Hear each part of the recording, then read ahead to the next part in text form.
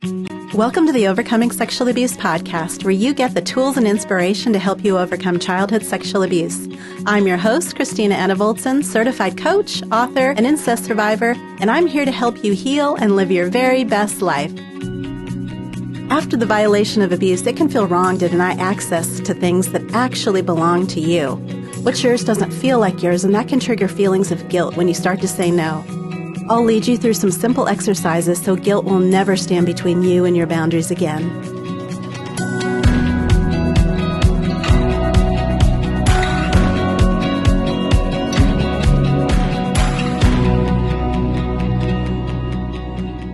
An easy way to think about boundaries is to imagine a walled garden. Walled gardens have existed for thousands of years, and they still exist today. And if you've read the book, The Secret Garden, that's an example of a walled garden. These walled gardens typically have very tall walls, and originally, all gardens may have been enclosed for protection from animals or even human intruders. Walls were important because in previous periods in history, when food wasn't as easy to come by, the contents of gardens were very valuable. Garden walls create a place for the plants to flourish. They protect the vegetation from temperature extremes. They keep them cooler in the summer, and then they keep them warmer in the winter. Not only that, but walls provide a private, quiet, calm atmosphere. It's a different world. You're protected from the noise and any other outside distractions. Now imagine you have a garden, and you get to enjoy the peace and safety within the garden walls. All the flowers, the fruit, the vegetables, the herbs, they're all yours. And you can decide where to plant things and what else comes into the garden and who else comes into the garden. Not only is the garden there for you to enjoy, it's yours to care for. It's yours to water and to prune, to weed, and then to fertilize. So you have the rights of the garden, and you have the responsibilities for the garden. And the walls designate where your rights and responsibilities begin and end, with everything inside the walls are yours, and everything outside the walls are not yours. So plants might grow outside of your garden walls, but those aren't your plants, so it's not your responsibility to care for them, but it's also not your right to enjoy them. Now, imagine some more with me. Imagine that you're born as the owner of this beautiful garden. But before you even recognize and know that you're the owner, a thief comes in and freely takes anything he wants as though he owns the garden. Though unlike a true owner, he doesn't take responsibility for the garden. He doesn't care for it. He only takes. Then let's say you become old enough to assume care of the garden, but all you've ever known is this other person. He's been acting as though he's the owner, and that's what you think. You come to think of him as the owner as well. You've never been allowed to enjoy the peace of the garden for yourself. You've never been allowed to decide who comes into your garden and who you want to keep out. And even if you were shown the deed of ownership of the garden with your name on it, it would be very strange to think of the garden as yours. And if you tried to establish yourself as the owner, taking back ownership, that person who's been taking what's yours feels entitled to it. He'll likely react as though you're the one who's stealing from him, and it probably feels like that to you too. And chances are there have been many people who have invaded your garden. And every time another person takes what's yours, it's likely felt like it was less and less yours. Can you start to see then how natural it would be to feel guilty for taking ownership of what actually belongs to you? So let's take a deeper dive into guilt. To do that, let's talk about emotions in general.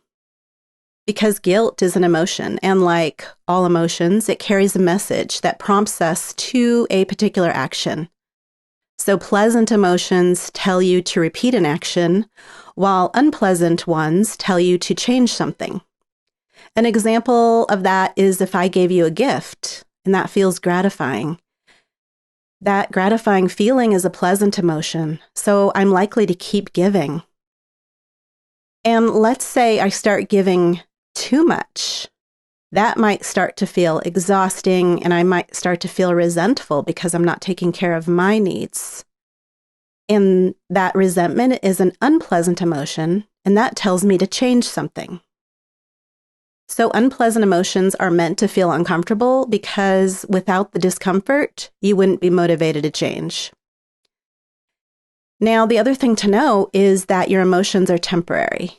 They're meant to be learned from, acted on, and then released. And a lot of people consider certain emotional states to be a permanent part of their lives, or even their identity, like I'm an angry person or I'm depressed. And that's because if you don't act on them, they may not be temporary. And when you understand the helpful messages behind all emotions, both pleasant and unpleasant, then you're empowered to make the necessary changes so then you can shift out of them. You don't need them anymore. So guilt is an unpleasant emotion, which means it's meant to feel bad. So the first thing I want you to notice is that it's only an emotion. It's a sensation in your body, and it doesn't actually harm you. It only feels uncomfortable. That's the worst it can do. So let's look at what guilt is actually prompting you to do. What's the action it's asking you to take? You might notice that guilt and shame feel similar. And I'm talking about healthy shame here, not toxic shame. In episode 3, I talked about overcoming toxic shame, and I shared the differences between healthy shame and toxic shame. And just for some clarity, healthy shame is actually good for us. It helps us maintain the standards of the tribe so that we continue to belong to that tribe. It's been necessary for all of human survival to belong to a tribe. And even though we have more flexibility with our tribe these days, in previous periods of history, you couldn't just change your tribe. If you were kicked out of one, that was a death sentence. Now we have other options. If we're kicked out of one tribe, we can find another one. However, belonging to a tribe is still vital to our survival and well-being. With that in mind, it's healthy to have shame because standards and expectations provide a sense of certainty that our brain interprets as safe. Without standards, a civilization just falls apart. So when we deviate from the standard, it threatens our place in the tribe. So shame prompts us to modify our behavior so then we can conform to the tribe standards. The example I've used is running around naked. Most adults feel shame about that because it doesn't fit in with our societal norms. I'm thankful for that. And notice that in some cultures that is normal, and people in those cultures don't feel shame. So that's an example of healthy shame.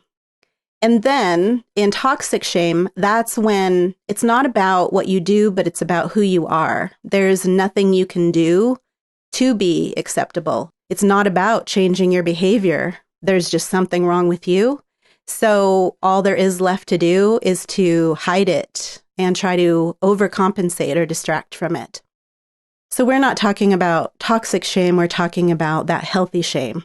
And that comes from violating the code or standards of the tribe. So guilt is similar to that. It's telling you that you violated a standard, but it's not the tribe standards, it's your own standard. So shame tells you to protect the relationship with the tribe, but guilt tells you to protect your relationship with yourself. And guilt is triggered when you violate your own code and act against your own principles. It's that sense that I've done something wrong. And guilt is meant to move you back in line with the code of conduct that keeps you in integrity with yourself. And when you're in integrity with yourself, that feels good. So guilt prompts you back to this right, loving, healthy connection with your true self, and it leads to your highest good. You might feel guilty when you don't take care of things you're responsible for. However, you might also feel guilty for things that are not your responsibility, and that's false guilt. If you think about your walled garden, you might not tend to your own garden since it doesn't feel like yours, but you might tend to gardens outside of your walls. And when you think it's your job to tend to other people's gardens, you might feel guilty for not caring for them. And that's false guilt. It's healthy for guilt to be triggered when you don't take care of your responsibilities. Like if you leave your toddlers to defend themselves over a weekend, it would be healthy to feel guilty about that. And hopefully you wouldn't do that. And if the reason you left your children was because your mother felt like you weren't spending enough time with her, that would be false guilt because your mother's feelings aren't yours to be responsible for.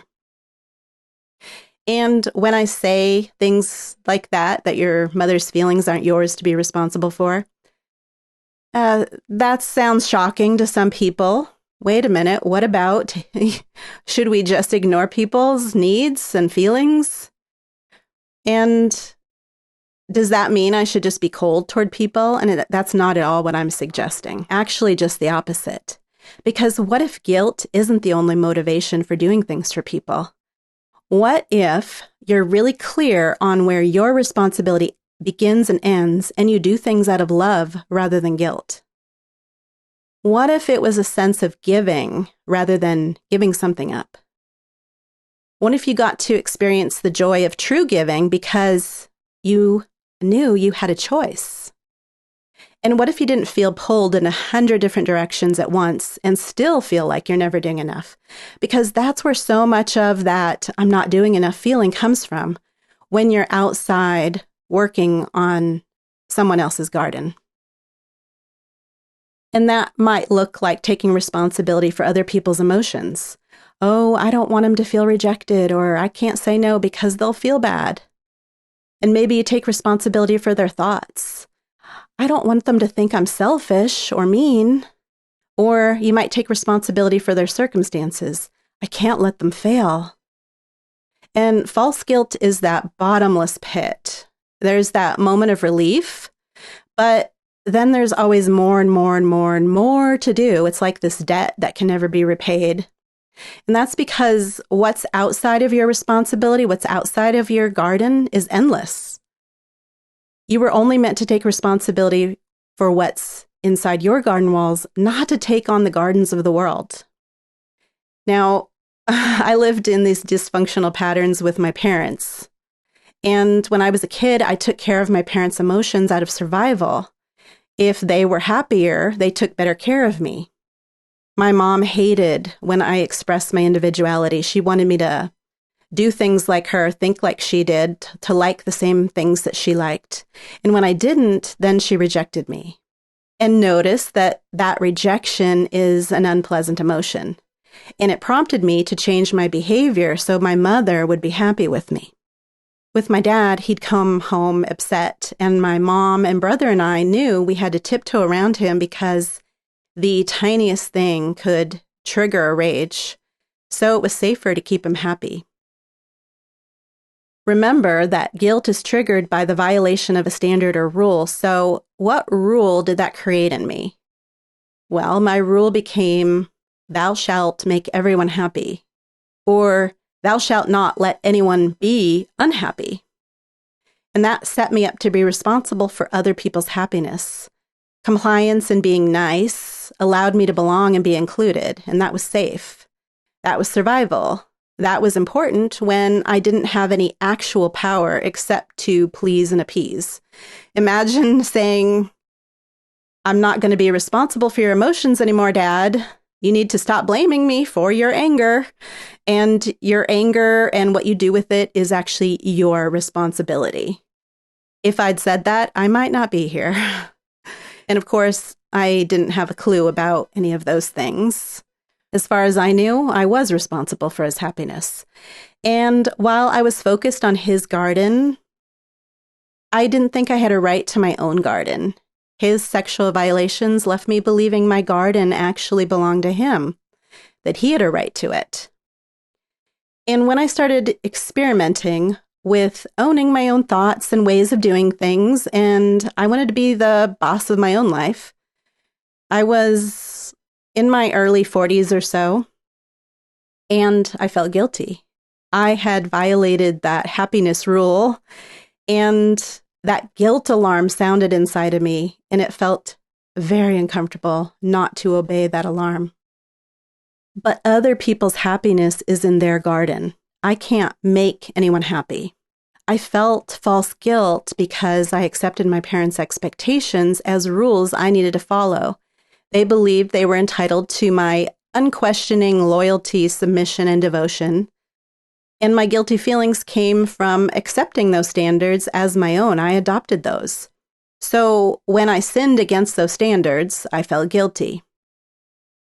I used to say, my mom makes me feel guilty when I say no to her, as though my mom was responsible for my feelings. And the truth is, the guilt was mine. Nobody has the power to make me feel guilty. It's my feeling. It's on my property. It's in my garden. And it's my responsibility not to be manipulated by guilt or anything else. It's my responsibility to choose and live by my own standards, not anyone else's. And I'm not a victim of anyone else's desire for me to feel guilty. But that false guilt is so ingrained because it was established as survival. It was also just as much survival to abandon your own garden. If you didn't have anyone who had talked to you about owning your body and telling you to come to them if someone else tried to own it, it was survival to comply. You were on your own. What could you do about it? You couldn't have said, hey, you don't have a right to touch me. So you work with what you have to keep yourself safe. And now circumstances are different, and it's safe to take back your garden. So how do you do that with all of the false guilt and the confusion about who really owns the garden? It's not going to feel like false guilt. It's going to feel like guilt, and you're going to want to stop feeling that discomfort, and you're going to want to comply with that to stop feeling it. Let's talk about how to process that when that guilty feeling comes up. So it's completely normal and to be expected to feel guilty when you start to set new boundaries. So allow for feelings of guilt. Expect them. You can tell yourself, there's nothing abnormal about this. This isn't a malfunction. I've been functioning with this set of standards and with these thoughts and behaviors for a long time, and it's uncomfortable to learn new ways. This feels bad because it's unfamiliar and it feels unsafe, but it's not actually unsafe. And tell yourself that guilt is an emotion and it's only temporary.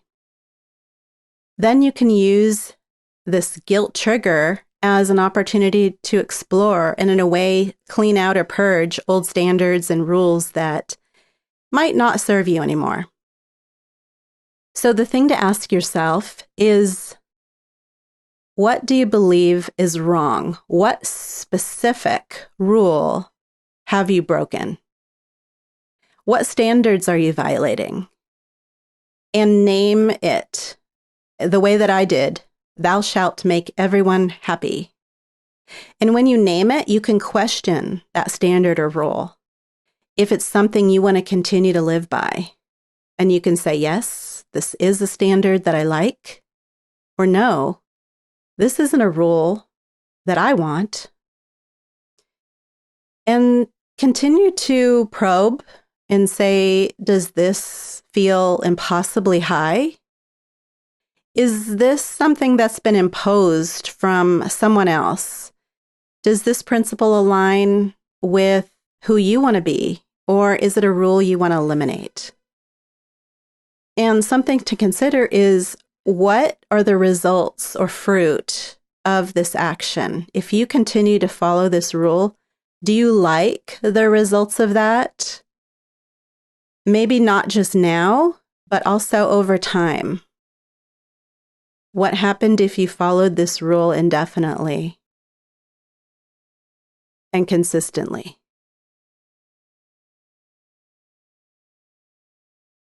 What if everyone followed the same rule? Would you like the results of that?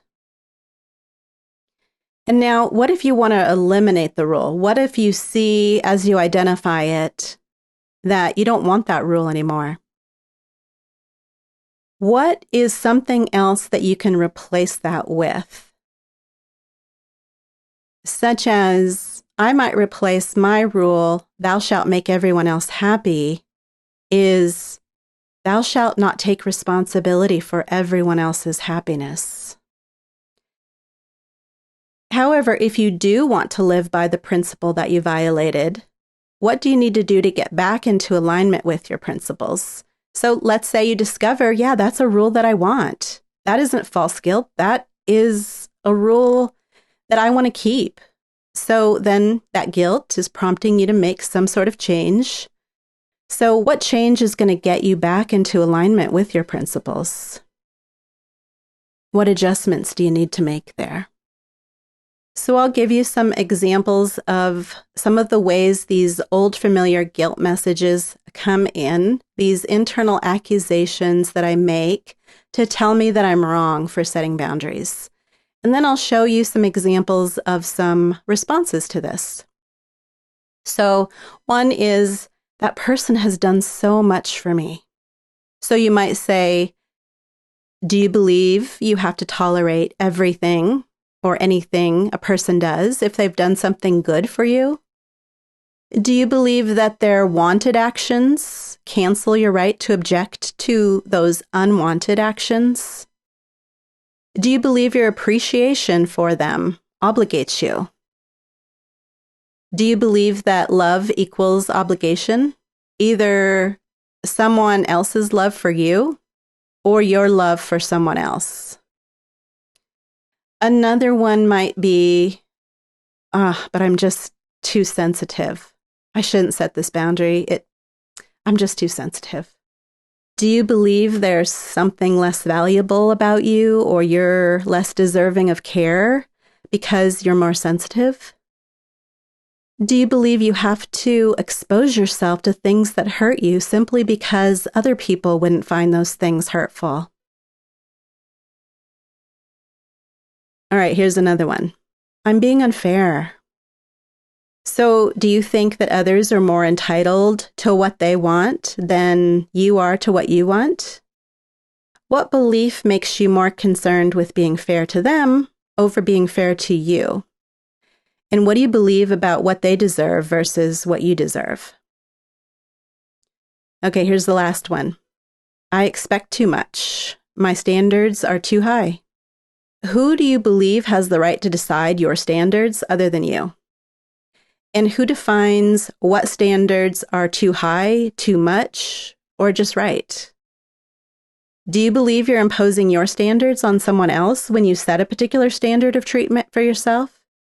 If so, then make sure you're not confusing control with boundaries, because boundaries are deciding what's right for you, not trying to force anything on other people. So when you set boundaries, remember, you're not taking something that belongs to someone else. You're taking back what belongs to you. You're protecting what's yours. And remember that guilt is only a feeling. My feelings of guilt have come and gone lots and lots of times, but what has stayed consistent is my experience of joy and freedom and peace that comes from setting boundaries. And with being able to invest in my own garden, I am overflowing with all this loving energy to share with those I choose, in the ways that I choose, when I choose, and how much I choose. Well, thanks for joining me today. If you'd like a worksheet for discerning feelings of guilt versus false guilt and challenging those old survival rules, then you can download that for free. Just go to the show notes page at overcomingsexualabuse.com/006. And when you download that, be sure to accept my invitation to subscribe to my emails, and I'm going to send you lots of healing tips and resources.